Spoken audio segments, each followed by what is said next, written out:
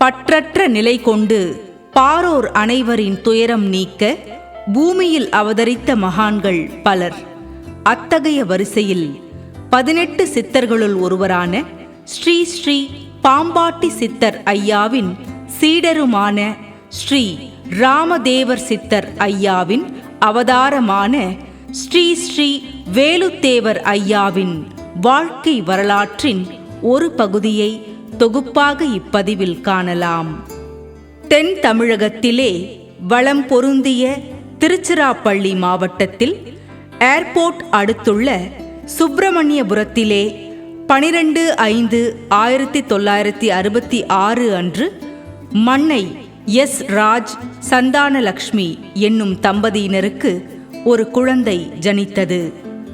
ஆம், அன்று தெரியவில்லை தெய்வமே எப்போது உலகில் குழந்தை ரூபத்தில் உருவெடுத்தது என்று. இக்குழந்தைக்கு வேலு என்று பெயரும் சூட்டப்பட்டது. ஐயாவுடன் சேர்ந்து 6 உடன் பிறந்தவர்கள் உள்ளனர். இவர் 2வது வாரிசாக உள்ளார். சுப்பிரமணியபுரத்தில் உள்ள ஒரு பாடசாலையில் 5ஆம் வகுப்பு வரை படித்தார். தனது சிறு வயதிலிருந்தே ஆன்மீகத்தில் அதிக நாட்டம் கொண்டவராக இருந்தார். கலியுக வாழ்க்கையில் வாழும் பாமர மனிதனைப் போலவே இவரும் 1987ஆம் ஆண்டு, அதாவது தனது 21வது வயதில் தனது திருமண வாழ்வினை தொடங்கினார். ஒரு பெண் குழந்தையும் பிறந்தது. ஆன்மீகத்தில் கொண்ட அதிக ஈடுபாட்டாலும் ஸ்ரீ பாம்பாட்டி சித்தர் ஐயாவின் மீது கொண்ட அதிக இருப்பினாலும் தனது 22ஆம் வயதில் சித்தப்பாதையை தொடங்கினார். அவர் முதல் கட்டமாக 22 முதல் 27 வயது வரை 5 வருடங்களாக பல்லாயிரக்கணக்கான ஆலய தரிசனங்களை மேற்கொண்டார். பிறகு தனது சித்த வாழ்வினை நிலை கொள்ள சதுரகிரி மலைக்குச் சென்று ஸ்ரீ பாம்பாட்டி சித்தர் ஐயாவை நோக்கி 11 வருடங்களாக தவம் புரிந்தார். தவத்தின் பலன் காரணமாக தனது குருநாதராகிய ஸ்ரீ பாம்பாட்டி சித்தர் ஐயாவின் தரிசனம் பெற்று தேவர் என்னும் பட்டம் பெற்றார். வேலு என்னும் இயற்பெயரோடு தன் குருநாதர் கொடுத்த தேவர் பட்டத்தையும் சேர்த்து ஸ்ரீ வேலுத்தேவர் சித்தர் என்று அழைக்கப்பட்டார். ஸ்ரீ பாம்பாட்டி சித்தர் தேவரெனும் பட்டம் கொடுத்ததற்கான காரணம் நமது ஐயா ஸ்ரீ ராமதேவர் ஐயாவின் அவதாரம் என்பதாலேயே அவருக்கு தேவர் எனும் பட்டத்தை கொடுத்து ஸ்ரீ வேலுத்தேவர் என்னும் நாமத்தால் அழைக்கப்பட வேண்டும் என்று அவர் எண்ணினார். பிறகு குருநாதர் தரிசனத்திற்கு பிறகு 5 ஆண்டுகள் பல்லாயிரக்கணக்கான சித்தர் ஜீவ சமாதிகளை சென்று தரிசனம் கண்டார். தனது அன்னை ஆன அகிலாண்ட கோடி பிரம்மாண்ட நாயகி திருவானைக்காவல் வீற்றிருக்கும் தாயிற் ஸ்ரீ அகிலாண்டேஸ்வரி ஆலயத்தில் 3 வருடங்களாக தவம் மேற்கொண்டார். அதனைத் தொடர்ந்து 75,000 மேற்பட்ட சிவாலயங்களையும் சித்தரி ஜீவ சமாதிகளையும் 19,000த்திற்கும் மேற்பட்ட அம்மன் ஆலயங்களையும் 3,000த்திற்கும் மேற்பட்ட முருகப்பெருமானின் ஆலயங்களையும் தரிசனம் கண்டார். இவரோடு ஆன்மீகத்தில் நெருக்கமாக உள்ள சித்த மகான்கள் பீடி சித்தர், ஐயா பிரகாசம் சுவாமிகள், கணக்கன்பட்டி ஐயா, சாக்கடை சித்தர் ஐயா போன்றவர்கள் ஆவார். தனது குருநாதரின் உத்தரவின்படி 2014ஆம் ஆண்டு திருச்சியில் டிவிஎஸ் டோல்கேட் அண்ணா தெருவில் ஸ்ரீ ஸ்ரீ பாம்பாட்டி சித்தர் ஐயாவிற்கு ஓங்கார குடியில் அமைத்து சித்த வாழ்வை தொடங்கினார்.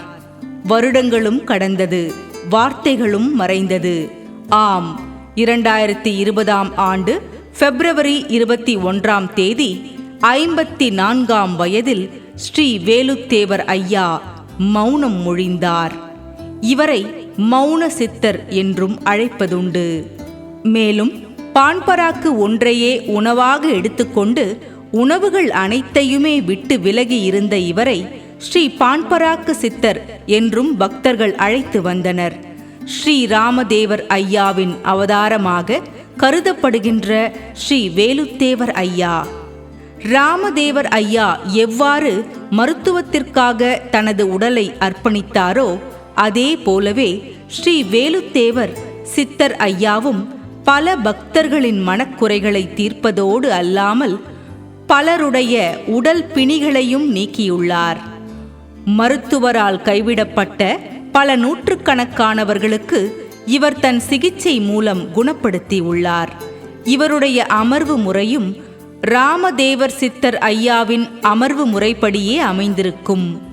துன்ப வாழ்வினை கடக்க எண்ணில் அடங்கா வழிகள் இருந்தாலும் குருமார்கள் என்பது சிறந்த முறையாகும்.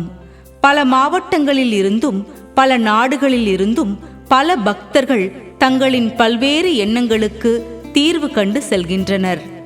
ஆரம்பத்தில் ஸ்ரீ ஸ்ரீ பாம்பாட்டி சித்தர் ஐயாவின் ஓங்கார குடிலில் கண்ணாடி அறை போன்ற அமைப்பினை உருவாக்கி அதனுள் அமர்ந்து வரும் பக்தர்களுக்கு அருள் புரிந்து குறைகளை ஐயா தீர்த்து வந்தார். பல குறைகளோடு வரும் பக்தர்களின் தலையெழுத்தினை பார்த்து அதனை மாற்றி அவர்கள் வாழ்வினை சரி செய்து வந்தார். அதனுடைய அடுத்த நிலைக்கு சென்ற பிறகு கண்ணாடி கூண்டில் இருந்து வெளிவந்து 4 திசைகளையும் நோக்கி 8 குத்து விளக்குகளை ஏற்றி அதனுள் காசி மண்ணில் ஒரு வேல் ஒன்றை பதித்து அதனுள் அமர்ந்து தரிசனம் கொடுத்து வந்தார். அதற்கும் அடுத்த நிலை கடந்தவுடன் அதிலிருந்து வெளிவந்து நாளொன்றுக்கு 10 பக்தர்களை மட்டுமே கண்டு வருகிறார். மேலும் ஐயாவின் மீது நம்பிக்கை கொண்டு வரும் அடியார்களிடத்தில் என் மீது நம்பிக்கை கொள்ளாதே, உன் மீது நம்பிக்கை மற்றும் தைரியம் கொள், யாம் உமை வழிநடத்தி செல்கிறேன் என்று தன்னம்பிக்கை ஊட்டி அனுப்பி வைப்பதோடு மட்டுமல்லாமல் நாக ரூபமாக அவர்களோடு சென்று வீட்டையும் பாதுகாக்கிறார். ஆம், பல பக்தர்கள் வீட்டில் சர்ப்பஸ்வரூபமாக காட்சியளித்துள்ளார். திருமண தடையுடன் வருபவர்களுக்கு அத்தடை நீக்கி நல்வரன் அமைக்க அருளியுள்ளார். பல வருடங்களை கடந்தும் குழந்தை பாக்கியம் இல்லாமல் நம்பிக்கை இழந்து வரும் பக்தர்களுக்கும் ஐயாவின் அருளால் குழந்தை பேரும் கிடைத்துள்ளது. கடன் தொல்லைகளுடன் வரும் பக்தர்கள் ஐயாவின் கரங்களால் நாணயங்களை பெற்று செல்லும் போது சிறந்த முறையில் தொழில் வருமானம் மற்றும் கடன் தொல்லையிலிருந்து விடுபடுவதாக அதீதமாக நம்பப்படுகிறது. தொழிலால் சரிந்த பலர் ஐயாவின் ஆசியால் ஏற்றம் கண்டுள்ளனர். தலைவலி, காய்ச்சல், மூட்டுவலி, சர்க்கரை நோய், சிறுநீரக கோளாறு போன்ற உடலில் உள்ள பிரச்சனைகளுக்கும் குறைகளுக்கும் ஏற்றவாறு ஐயாவால் மருந்து கொடுக்கப்படுகிறது. ஐயாவின் கரங்களால் கொடுக்கப்படும் திருநீராலேயே பல பிணிகள் குணமாவதாக பக்தர்கள் கூறி வருகின்றனர்.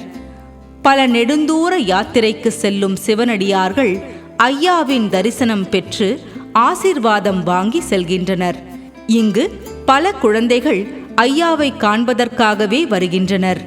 குடும்பத்தினர்கள் இன்னல்களை தீர்ப்பதோடு அல்லாது நம் எதிர்கால தூண்களான குழந்தைகளின் சிறு சிறு பிரச்சனைகளுக்கும் முக்கியத்துவம் கொடுத்து அதனையும் சரி செய்கிறார்.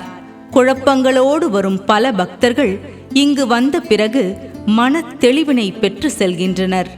ஐயாவை காண வரும் பக்தர்கள் தங்கள் மனக்குறைகளை வாய் திறந்து கூறுவதற்கு முன்பே அவர்களின் மனதினை படித்து பிரச்சனைகளுக்கான தீர்வினை ஒரு காகிதத்தில் எழுதி அவர்களை அழைத்து கொடுத்து பக்தர்களை வியப்பில் ஆழ்த்தியுள்ளார். இங்கு தியானத்திற்கு முக்கியத்துவம் உண்டு. ஆம், ஞான வழியில் ஈடுபாடு உள்ள பலர் தொடர்ச்சியாக குடிலில் வந்து தியானம் செய்து செல்கின்றனர். ஐயாவிடம் சிலர் தியான முறையினையும் கற்று செல்கின்றனர். ஐயாவின் தரிசனம் கண்டு செல்ல ஒரு கோமாதா தினமும் குடிலுக்கு வந்து செல்லும். அனைத்து ஜீவராசிகளையும் ஐயா ஒரே மாதிரியாகவே கருதுகிறார். 10 வருடங்களை கடந்தும் குழந்தையற்ற தம்பதியினர் ஐயாவின் தரிசனம் கண்டு அருள் பெற்று அடுத்த முறை வரும் பொழுது குழந்தைகளோடு சேர்ந்து 3 வருவீர்கள் என்ற ஐயாவின் நம்பிக்கை வாக்கிற்கிணங்க குழந்தையோடு 3 வந்து ஆசிர்வாதமும் பெற்று செல்கின்றனர். நாகத்தின் ஸ்வரூபமாக ஐயா கருதப்படுவதால் பக்தர்களின் ராகு கேது போன்ற நாகதோஷங்கள் குடிலுக்கு வந்து சென்ற பின் தோஷம் நீங்குவதாக நம்புகின்றனர். குடிப்பழக்கத்தால் மீண்டு வர முடியாத பலர் ஐயாவின் ஆசியுடன் குடிலுக்கு வந்து சென்ற பிறகு குடியிலிருந்து மீண்டு தொழிலில் முன்னேற்றம் கண்டுள்ளதாகவும் கூறுகின்றனர். ஐயா போதிக்கும் 3 உபதேசம் நம்பிக்கை, தைரியம், பொறுமை. இம்மூன்றையும் கடைபிடித்தீர்கள் என்றால் யாவும் நலம் பெறும் என்பதையே அடிக்கடி ஐயா அவர்கள் கூறுவார்கள். எவ்வித எதிர்பார்ப்பும் இன்றி நம் ஐயா தன் கடமையை செய்து வருகிறார். ஆகையால் வரும் பக்தர்களிடத்தில் நீங்கள் உங்களது பாரங்களை மட்டுமே இங்கு சுமந்து வாருங்கள், உங்கள் சுமைகளை மட்டும் என்னிடம் கொடுத்து செல்லுங்கள் என்கிறார்.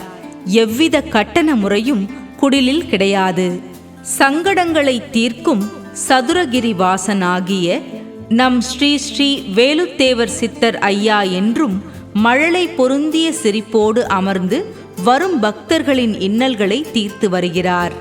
தம்மிடம் வரும் பக்தர்கள் தம் குறைகளை கூறும்போது அவர்கள் கண்ணீர் சிந்துவதை ஐயா துளியும் ஏற்பதில்லை. அழுபவர்களின் துயரங்களை அவர் கேட்பதும் இல்லை. நாம் ஒரு அனாதை, வாழ்வதற்கு வீழ்ந்து விடலாம் என்னும் எதிர்மறையான வாசகங்கள் கூறும் பக்தர்களை அவர் கண்டிப்பார். மாறாக, வீழ்வதற்கு யாமே மருந்து தருகிறேன், உடனடியாக இறந்து விடலாம் என்று கூறி மறைமுகமாக அவர்களை கண்டிக்கிறார். அழுபவர்களை கண்டு அவர் இரக்கம் கொள்வதில்லை. எதிர்மறை எண்ணங்களை முதலில் அழிக்க வேண்டும் என்பதையே இதன் வாயிலாக உணர்த்துகிறார். என்னிடம் இல்லை இல்லை என்று கூறிக்கொண்டிருந்தால் அது இல்லாமலேயே போய்விடும். மடிந்தால் உண்டோ தீர்வு, வீழ்ந்தால் என்னடா சோர்வு, வாழ்ந்தால் தானடா துணிவு, அறிந்தால் ஆகுமடா தெளிவு என்று நமக்கு உபதேசம் தருகிறார் ஐயா. இறந்து போவதால் யாதொரு இன்னலும் முடிவதில்லை. உடலோடு வாழும் இப்போது உலக வாழ்க்கையை விட இறந்து போன பிறகு ஏற்படும் ஆன்மாவாகிய வாழ்க்கை பல மடங்கு கடினமானது என்றும் உரைக்கிறார். தனது விதி முடிந்து இறந்து செல்பவர்களே இறைவன் காலடியை சேர முடியும் என்றும், சூழ்நிலை, கடன் தொல்லை, இன்னல் காரணமாக தம் உயிரை தாமாகவே மடித்து மாய்த்து கொள்பவர்கள் ஆன்மாவாக அலைந்து கொண்டு உணவின்றி திரிந்து வருவார்கள் என்றும் கூறுகிறார். அவ்வாறு பல ஆன்மாக்கள் ஐயாவை நாடி வந்துள்ள போதிலும் விதி முடியாமல் அந்த ஆன்மாக்களுக்கு எத்தகைய உதவியும் யாம் செய்வதில்லை என்றும் நமது ஐயா அவர்கள் கூறுகிறார். எனவே ஏற்றத்தாழ்வு நிறைந்த இந்த வாழ்வில் எத்தகைய இன்னல்கள் நம்மை சூழ்ந்தாலும் அதனை எண்ணி பயம் கொள்ளாமல், இறப்பு எனும் முடிவை நாடாமல் திடம் கொண்டு கடந்து வர வேண்டும் என்று அறிவுறுத்துகிறார் நமது ஐயா. பல்வேறு ஆலயங்களுக்கு சென்று வருவதால் மட்டும் யாதொரு பலனும் கிடையாது என்றும், மனம் என்னும் கோவிலை சுத்தம் செய்து எண்ணத்தையும் தூய்மையாக வைத்துக்கொண்டு மனதையும் புத்தியையும் ஒரே நிலை கொண்டு செயல்பட்டாலே போதும். இறைவன், ஞானிகள், மகான்கள், சித்தர்கள், நம் சித்தத்தில் கொண்ட நமது குருமார்கள் நம்முடன் இருந்து நம்மை வழி நடத்துவார்கள் என்றும் கூறுகிறார். ஸ்ரீ ஸ்ரீ பாம்பாட்டி சித்தர் ஐயாவின் சீடருமான ஸ்ரீ ராமதேவர் சித்தர் ஐயாவின் அவதாரமான ஸ்ரீ ஸ்ரீ வேலுத்தேவர் சித்தர் ஐயா போற்றி போற்றி.